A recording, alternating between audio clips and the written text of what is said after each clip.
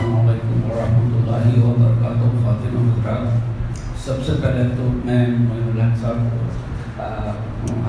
کا بہت شکریہ ادا کرتا ہوں کہ ہماری زہرا باری کی کاوشوں سے آپ تشریف لائیں، اور ریحان بھائی اور سب جانتے ہیں آپ کو ماشاء اللہ، اور آپ کی اصولوں سے سب واقف ہیں، اور میں نے بھی آپ کی کافی باتیں سنی ہیں، تو میں آپ کو صحیح عزت کی نظر سے دیکھتا ہوں. ماشاء اللہ کاش ہمارا معاشرہ ایسا ہو جائے کہ آپ جیسے لوگ ہم میں پیدا ہو جائیں، تو پھر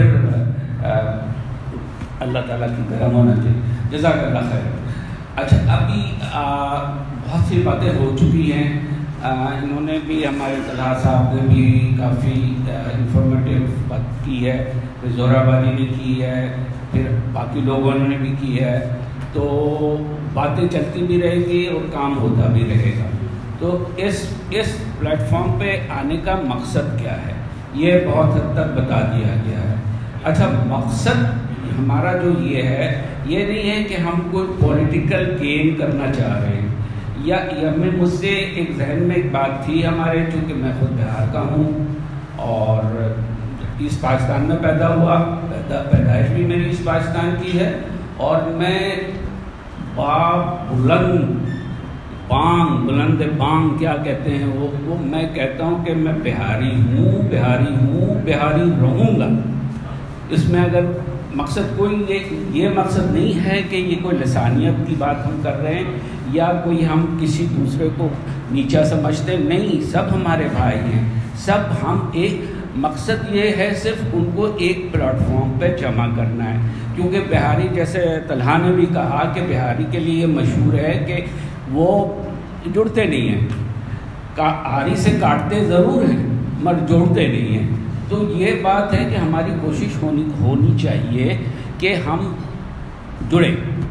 اچھا، اس کے بعد جو ہمارا کوئی لسانیت، کوئی پولیٹیکل کوئی ایم نہیں ہے، نہ کوئی ہم کوئی لیڈر بننا چاہتے ہیں. بس کچھ لوگوں نے مجھے ریکویسٹ کیا، چونکہ وہ بھی میں لائم لائٹ پہ اس طرح آ گیا کہ پچھلے دنوں جو آپ لوگوں نے دیکھا ہوگا EPCF نے کافی بڑی پذیرائی ہوئی ہے، اور پورے ملک میں آپ نے دیکھا ہوگا ٹیلی ویژن چینلز پر اور سوشل میڈیا پر کہ ہمارے asset Pakistan civil arm forces, جس کو کہتے ہیں EPCF، جیسے ہمارے یہاں رینجرز ہیں یا اس طرح ہیں، بارڈر پولیس ہوتی ہے، تو اس طرح کی وہ پہلے وہ EPR تھی، اور EPR میں انہوں نے بنگالیز، وہ بھی ہمارے بھائی تھے، بھائی ہیں، مسلمان بھائی ہیں، ان کو گلا تھا. مگر جیسے زہرا باری نے بتایا کہ بہت غلط طریقے سے ہم جدا ہوئے، اگر جدا ہونا بھی تھا تو ہم اس کا اور بھی طریقہ تھا. بعض لوگوں کی اپنی اپنی تھیوریز ہیں، بہرحال وہ موضوع بحث نہیں ہے. ابھی ہم نے بہت دکھ دیکھے، ہم نے، جیسا کہ طلحہ نے بھی کہا، ہم نے 3 دفعہ ہجرت کی ہے، اور میری ایک تصویر ہے جو کہ بہت وائرل ہو گئی تھی، میری ویڈیو، وہ ساری دنیا میں پہنچ گئی اتفاق سے. اور وہ اگر تقریر میری کسی نے سنی ہو تو سمجھے گا کہ شاید میں بڑا پولیٹیکل، بہت بڑا کوئی پتہ نہیں کیا ہوں. میں کچھ بھی نہیں ہوں، میں ایک سیدھا سا سپاہی ہوں، فوجی ہوں.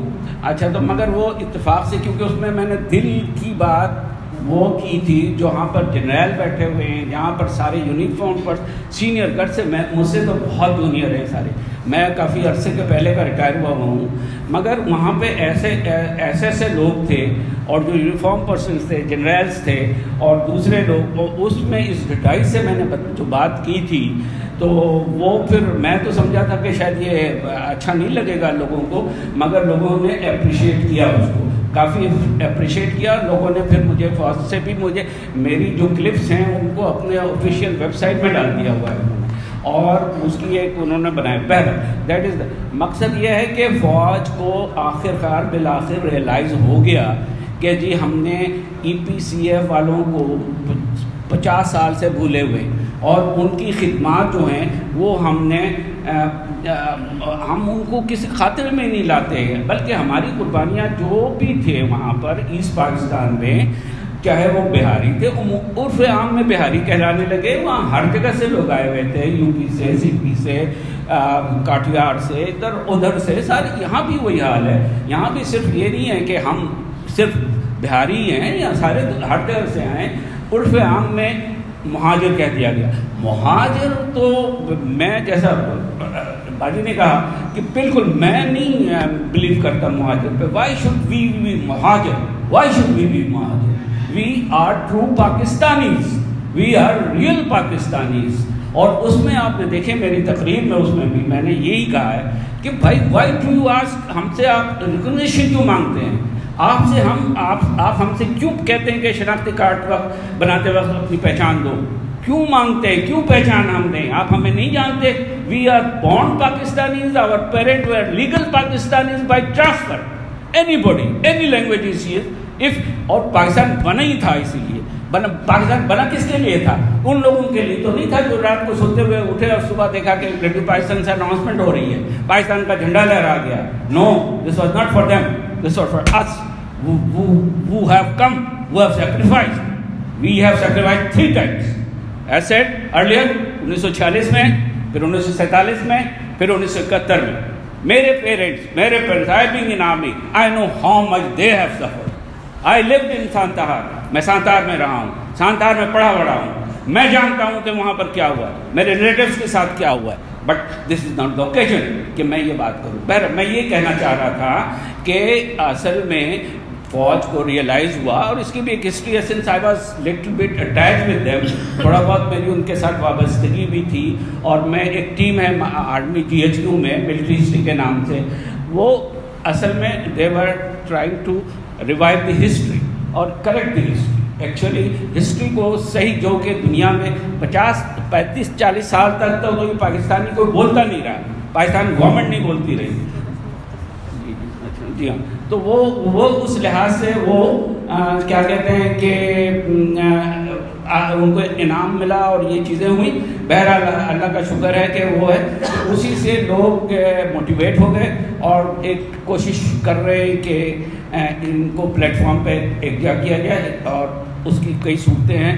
دس از سیکنڈ میٹنگ اور ہم ڈیسائیڈ کر رہے ہیں، اور انہوں نے ہمیں